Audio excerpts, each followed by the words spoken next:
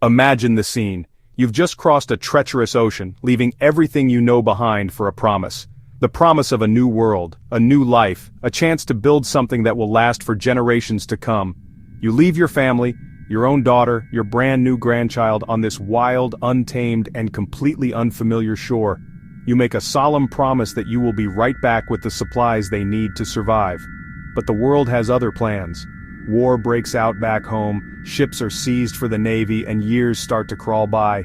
3 long, agonizing years crawl by, each one filled with anxiety and the gnawing fear of the unknown. When you finally return, your heart is pounding with a mix of hope and dread. You call out their names, but the only answer is the wind. The homes you helped build are gone, carefully taken down, not smashed or burned.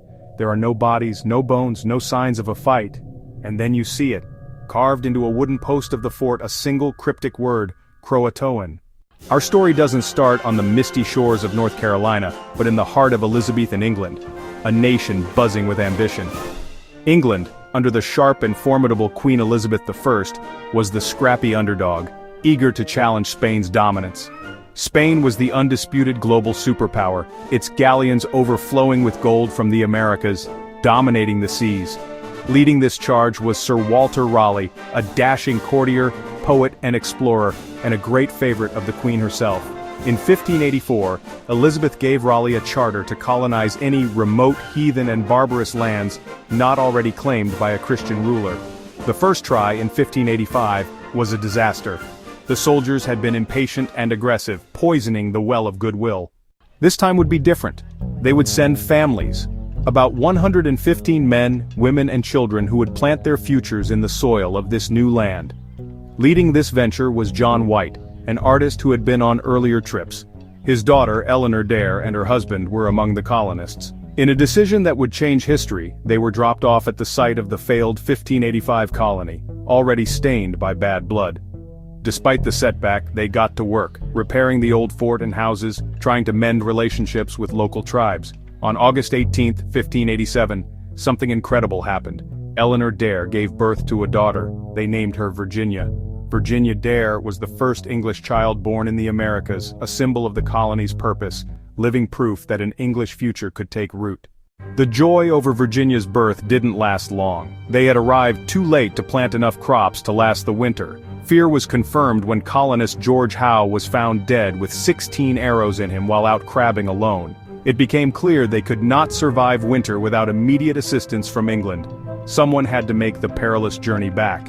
In a unanimous vote, they chose their governor, John White. The weight of their collective survival rested on his shoulders. White was horrified. The thought of leaving his family, especially his newborn granddaughter, was unbearable.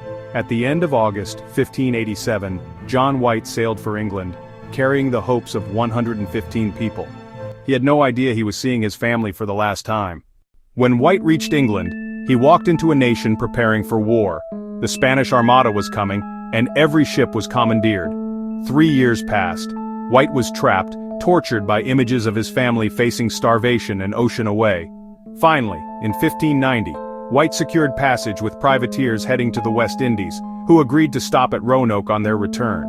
As they approached Roanoke, they saw smoke rising from the island. Their hopes soared, until 7 men drowned trying to land in the treacherous surf. On August 18, 1590, Virginia's 3rd birthday, White found not chaos but careful deconstruction. The houses had been taken down, the area fortified. Then he saw it, carved into a main post in clear capital letters, CROATOAN. He frantically searched for a cross, the distress signal. There was none. For over 400 years, that abandoned settlement has formed the basis of America's oldest cold case. We are the detectives.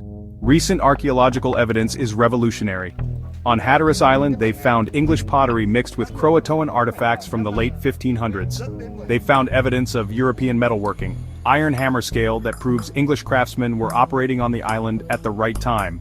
The Hatteras people told explorer John Lawson that their ancestors were white people who could talk in a book, oral history preserved for over a century. The Lumbee tribe has long held that their ancestors include survivors of the Roanoke colony, with colonial surnames present for centuries. The evidence points to assimilation. English families becoming part of Native American families, their identities slowly dissolving into something new. The colonists were not lost like a ship at sea. They were lost to the English world, choosing survival by joining their CROATOAN allies. Their story didn't end in mystery, it continued in a new form. They survived by becoming part of something new and uniquely American. The search continues. Every new artifact brings us closer to understanding the full picture. The truth is still being unearthed. This mystery holds our imagination because it's more than a cold case. It's one of America's foundational stories about the collision of worlds. It reminds us that survival often depends on our ability to adapt, to form connections with those whose land we share. The word CROATOAN was not a mysterious clue. It was a forwarding address pointing to a story of survival, adaptation, and the incredible resilience of the human spirit.